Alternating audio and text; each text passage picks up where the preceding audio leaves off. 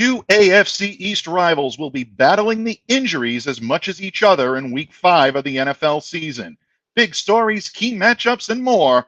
Locked On Patriots and Locked On Dolphins crossing the streams here on Crossover Thursday.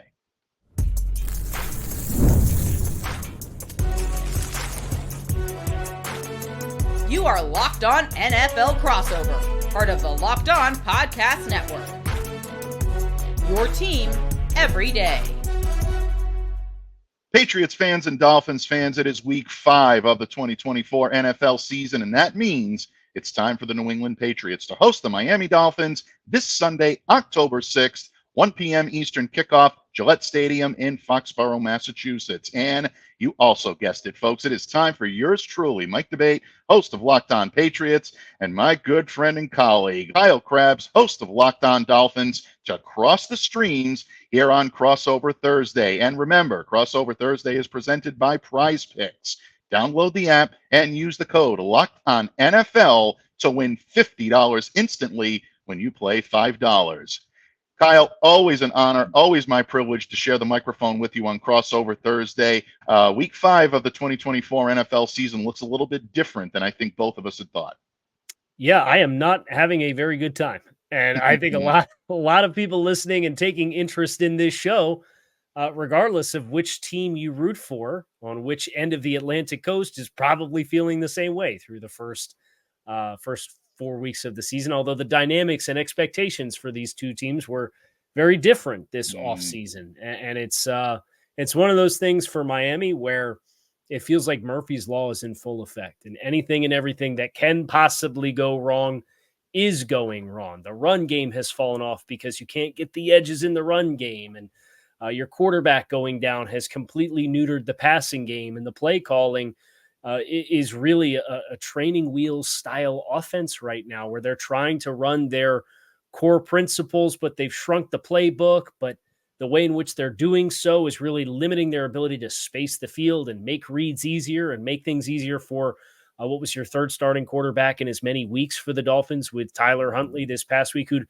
only been with the team since signing after Tua Tagovailoa suffered the concussion in week 2 against Buffalo. So a lot to try to filter through as far as the blame game for the Dolphins. And then, oh, by the way, on top of that, you have other player injuries. And Jaelan Phillips, Mike McDaniel announced earlier this week, defensive star pass rusher, is not going to be available for this game with a knee injury that he suffered in week 4 on Monday Night Football. He referenced a short week. They're still trying to figure out, at least as of the time of us recording this on Wednesday afternoon, what exactly is the issue with Jaelan Phillips and his knee. So it's just blow after blow after blow after blow with this Dolphins team that all the things that you thought you were going to be able to hang your hat on as a football team have kind of gone up in smoke in the first month of the season.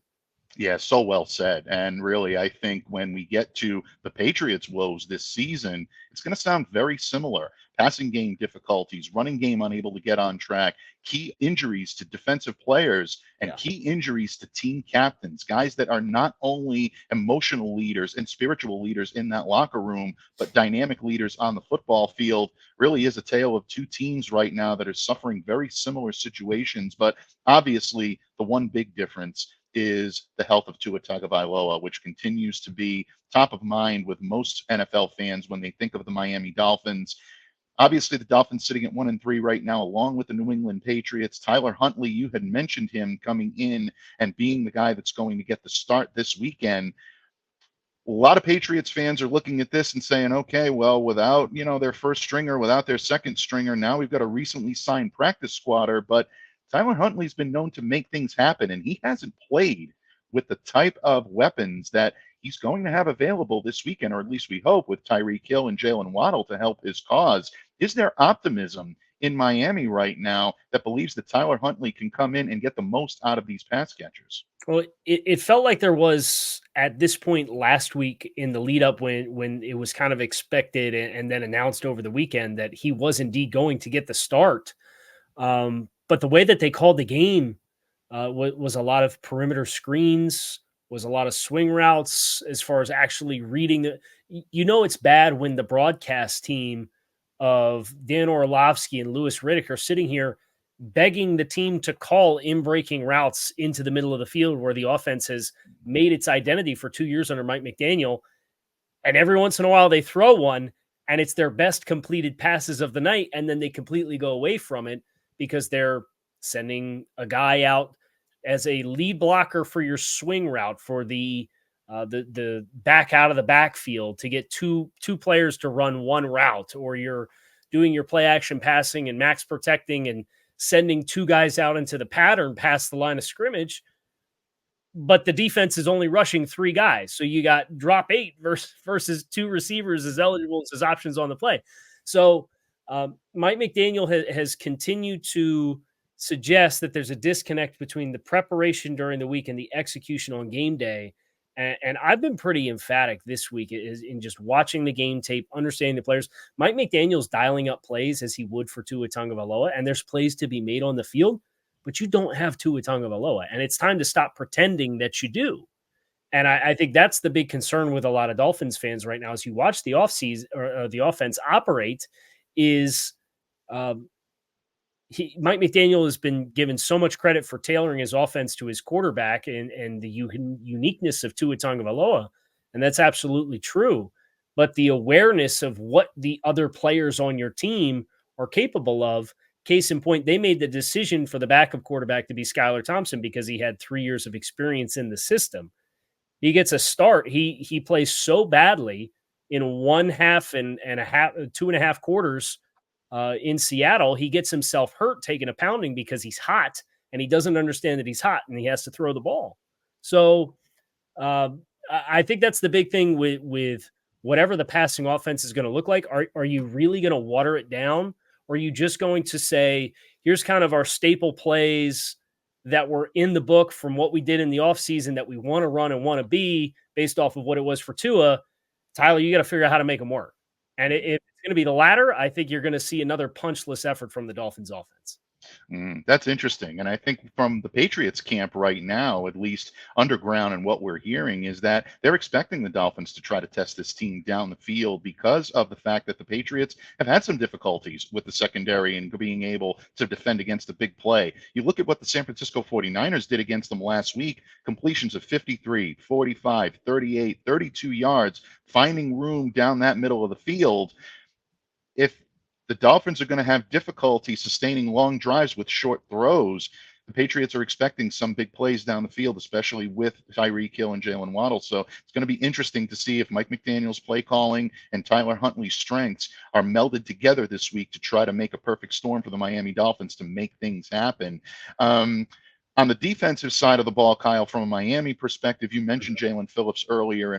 This secondary is clearly talented on paper. When you have guys like Jalen Ramsey and Jordan Poyer in your defensive backfield, it's naturally going to instill a little bit of hesitation, maybe even fear in your opponents. But the Dolphins have been relatively inconsistent in being able to defend this season. What are the Dolphins' thoughts on being able to attack this Patriots offense, which has really been anemic in the passing game and showed a crack in the foundation when it came to their running game last Sunday against the Niners? Yeah, I really sympathize with the Dolphins defense for, I think how well they've played isn't necessarily measured in their scoring defense thus far this season.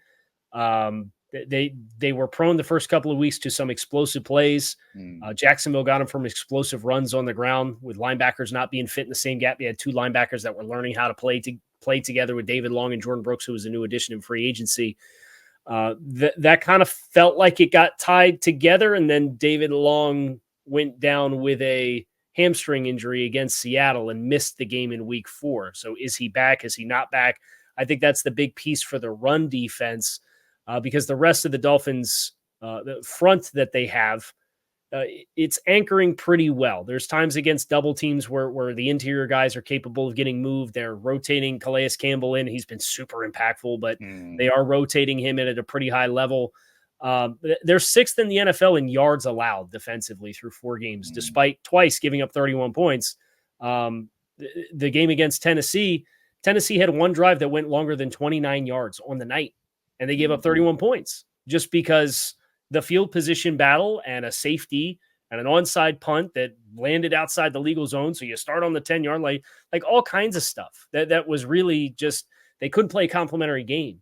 So coming into this game, even without Jaelan Phillips, I think Anthony Weaver, he's shown the ability to run simulated pressures and manufacture heat without bringing extra bodies, and doing so with Jordan Brooks, David Long, Javon Holland, those kinds of players. Jalen Ramsey started to get down into the box a little bit more frequently the last 2 weeks, and that's maybe another player to kind of keep an eye on for when he's down there if he's going to come. So I think they will be able to generate some pressure in this game. It's more so how long can they wall the opposing team if the game script is, hey, you're going to be playing with your backs against the wall for 60 minutes, and if you give up more than 14 points, we're going to lose. Mm-hmm. Absolutely. And I think a very good point when it comes to the Patriots offense. If they're not going to be able to protect their quarterback, it's not going to matter. The New England Patriots must indeed do their best to wall off a Miami defensive front and Miami secondary that might be looking at the New England offense and saying, this is our opportunity to get things right. We're going to talk about the New England Patriots woes from an injury perspective and so much more when Kyle Krabs puts me on the hot seat and grills the home team for a little bit here on this Locked On crossover episode, Locked On Patriots, Locked On Dolphins, Week 5 of the 2024 NFL season. Locked On listeners, we've all been there. You want tickets to the big game on the gridiron, or you want to check out some early preseason action on the ice or on the hardwood, or you want to be there when your favorite music or comedy act comes to town. Well, Gametime is your best destination to help you make your memories. They are by far the fastest and easiest method I've ever used to buy tickets, and it's not even close. And Gametime has a new feature called Gametime Picks that makes getting tickets for your favorite live events even easier. Gametime Picks filters out all of the fluff to show you only the most incredible deals on great seats, so you don't have to waste time searching through thousands of tickets. I especially love their zone deals, where you pick the section, Gametime picks the seats for big savings. So take the guesswork out of buying tickets with Gametime. Download the Gametime app, create an account, and use the code LOCKEDONNFL for $20 off your first purchase. Terms apply. So again, create an account and redeem the code LOCKEDONNFL. That's LOCKEDON NFL for $20 off. Download Gametime today. What time is it? Game time. All right, Mike, that's enough about the Dolphins. Let me catch my breath here. I get a little worked up every time we talk about them. So let's talk about your Patriots and a team that started the year with an impressive and gutty win against Cincinnati, and things have since kind of been a challenge. When you look at the last month of the season, I know a lot of Patriots fans that I have seen are kind of split on the Jacoby Brissett meat shield theory as compared to starting Drake May. Sounds like they continue to be in support of Jacoby Brissett as the starter as they continue to groom and get Drake May ready to go. Is that kind of the biggest thing in Patriots land right now? Is it David Andrews with a shoulder injury that sounds like it's going to require season-ending surgery? What's kind of the big buzz right now in New England offensively? Yeah, I mean, I'm tempted to say that it is still the fact that the Patriots have questions at the quarterback position. And despite Jacoby Brissett doing his best to try to keep himself out of pressure-packed situations, he continuously finds himself in more and more each and every week. Last week against the San Francisco 49ers, he was pressured on 53.8% of his dropbacks. That is way too much for any quarterback, let alone a veteran that's doing his best to try to teach the next generation in Drake May. And fans are clamoring for Drake. They want to see the kid get in there and see what he can do. They're watching Jaden Daniels and Caleb Williams right now have moderate success. But I would say the biggest question right now and the biggest storyline coming out of New England is the season-ending injury to David Andrews. Gerard Mayo spoke with us on Wednesday morning, did confirm that David has, in fact, agreed to undergo the surgery. He will be placed on season-ending injured reserve, and that means he will likely, if not almost certainly, miss the remainder of the 2024 NFL season. And David is as tough as they come. I've covered David since the time that I came in to the Patriots beat in 2018, and this guy is truly one of the toughest and one of the best competitors on the club, and he's also their spiritual leader. He's their emotional leader in the locker room. So the team is going to really miss him. 8-time team captain, 136 regular season and playoff games. Of those 136, he started 131 of them. throughout his 10-year career. So you're talking about a mainstay, a staple along this offensive line. And he had played every offensive snap last season and this season prior to leaving the game against San Francisco in the first quarter last Sunday. So where you now look at the Patriots and their offensive line, who steps up? Nick Leverett did an admirable job, or at least as much of an admirable job, in trying to fill David's shoes last week. But is it long-term sustainable? Patriots don't have a true bona fide center on this 53-man roster right now. They've got guys who can play the position, but it's going to be difficult to fill the loss of David Andrews. Can't say enough about how much of a loss this is for the New England Patriots. Yeah, it feels like, just being a fan of an opposing team, there were a few certainties more certain than David Andrews as the linchpin and the keystone of the New England Patriots offensive line. So certainly hope that that's something that he can recover from as smoothly as possible, especially as a player in the later chapters of his career. But for that matchup, how do you expect whatever that combination is inside? I would say from Miami's defense perspective, the best performing pair on the team has been Calais Campbell and Zach Sealer as the interior duo. So what do you expect that group to look like? I know there's been some questions with left tackle. How is there a chance that multiple players end up playing new positions as a result of this injury? Or how do you expect they'll sort that out? Yeah, I think right now left tackle was a big concern for the Patriots. Caden Wallace, who has been taking snaps at left tackle, the rookie out of Penn State, he also left San Francisco wearing a walking boot. So while it's unknown whether or not his injury is potentially going to keep him out long term on an IR stint, right now the optimism about him suiting up for this game on Sunday is very low. And then you've got Vidarian Lowe, no pun intended there, folks, who is limited in practice and still going through an injury of his own. It's going to be interesting to see if he gets out there and is able to man the left tackle position. As for left guard, Sidy Sow missed the first few games of the season. He's back in action. He's getting his feet back under him and his legs back under him, but it is going to take a couple of weeks. So there may be a slight amount of vulnerability there on the interior on the left side. In the middle, again, I expect Nick Leverett to be the guy who's going to take the full-time snaps, and he'll get the start at center. On the right side, the rookie Layden Robinson has looked good at times. There have been times where he has looked like a rookie. So if Miami is going to zero in on him, and you mentioned Sealer and you mentioned Campbell, these guys have the ability to kind of seek out where the Patriots might be vulnerable. That could be a spot along the interior. Right now, their best and most consistent offensive lineman is Michael Wenu on the right tackle position, and he could be, a target as well for the Dolphins pass rushers. So it's going to be interesting to see how the Patriots put this line together. But any way you slice it, it's going to be very tough once again for Jacoby Brissett. You mentioned those explosive plays defensively that New England had conceded last week against San Francisco. Is there more of a concern in your mind there in the secondary or in the front where it's just a laundry list of some of your best players in the front, whether it's Juwan Bentley or whether it's Christian Barmore, these meaningful, impactful players that New England not having at their disposal?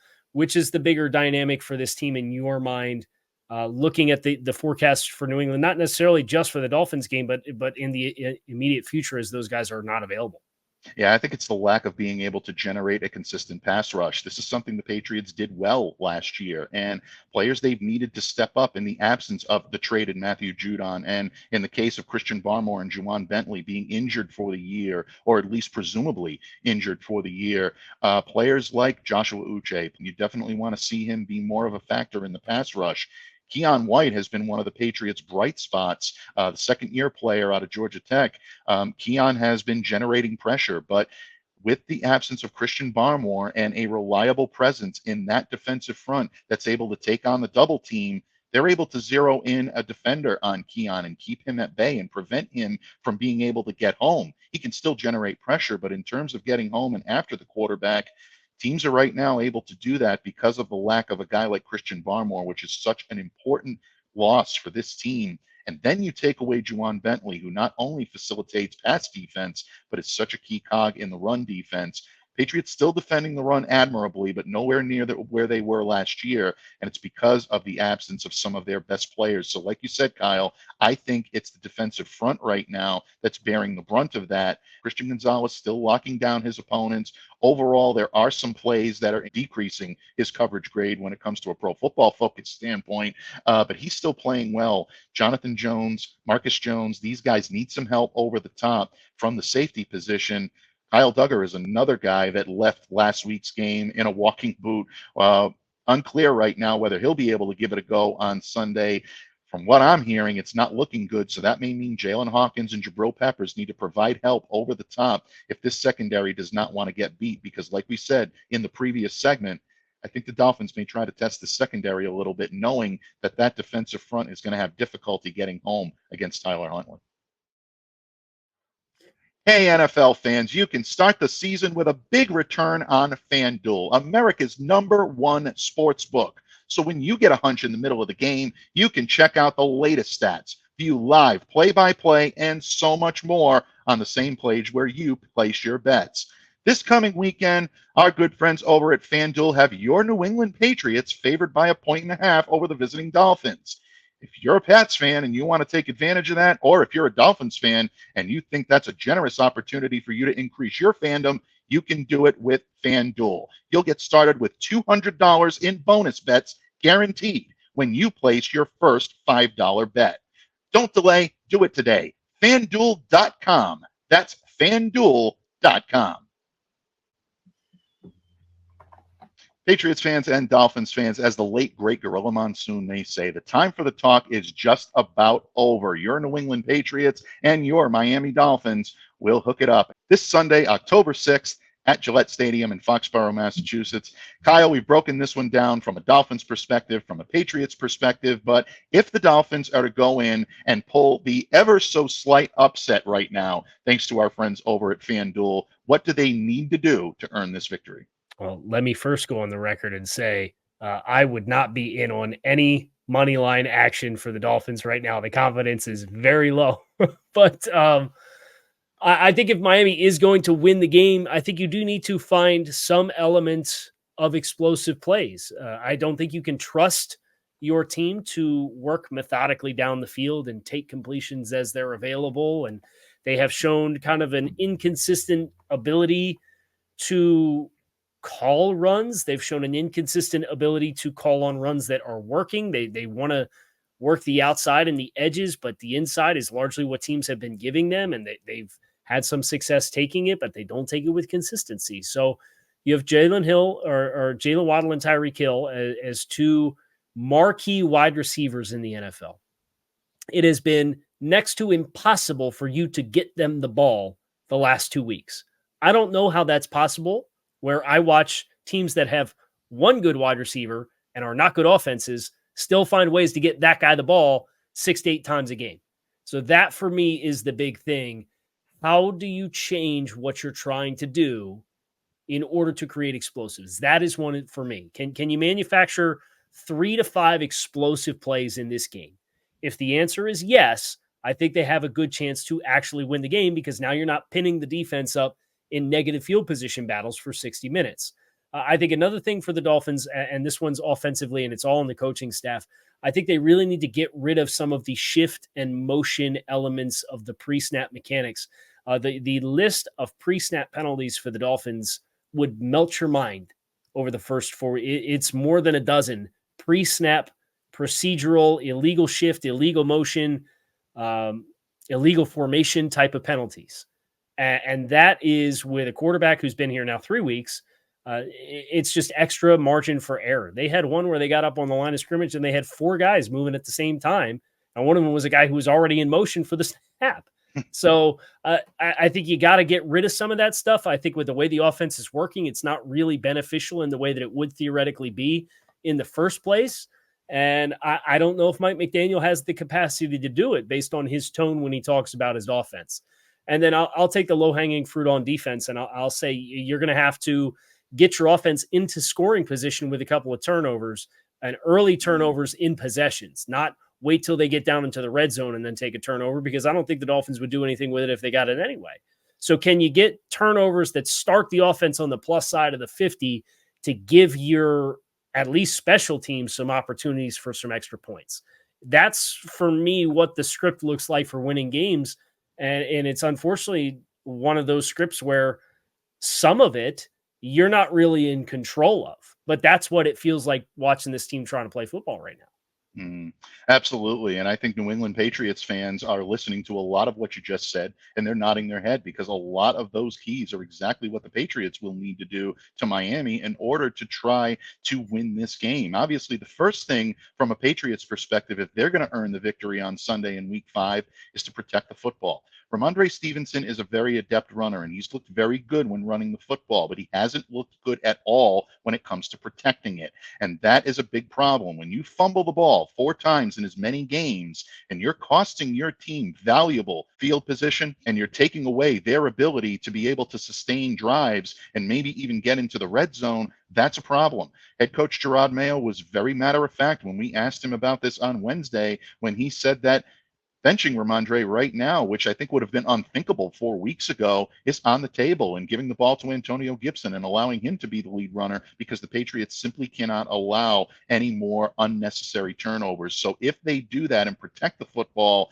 they need to get back to the basics that they had when they were playing well on offense, and that is using this run to facilitate everything they do on offense, including taking deep shots down the field off of play action. I think the Patriots need to get a little aggressive, maybe test that a little bit, test that secondary, that Dolphins secondary, and take some shots down the field. Of course, all of this is predicated on getting the protection Jacoby Brissett needs in order to make these throws and to hand the ball off. He hasn't had that because of a decimated offensive line, which is going to be at a disadvantage on Sunday without David Andrews and some of their key members. Another thing the Patriots have to do on the defensive side of the ball is they have to eliminate the home run pass. And we talked about this a little earlier, Kyle. If the Patriots are going to try to mitigate that lack of pass rush up front because of the injuries they've had, they have to use that secondary to be able to lock down some of Miami's speedy and very dangerous weapons. If they can do that and shut that off and yield a little bit of the middle part of the field,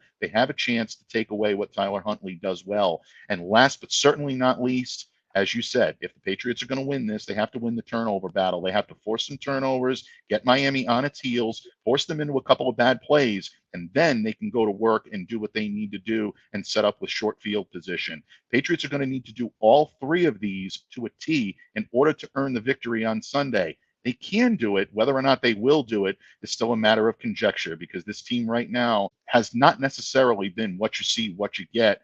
It's a mystery wrapped in a riddle inside an enigma in Foxborough, Kyle.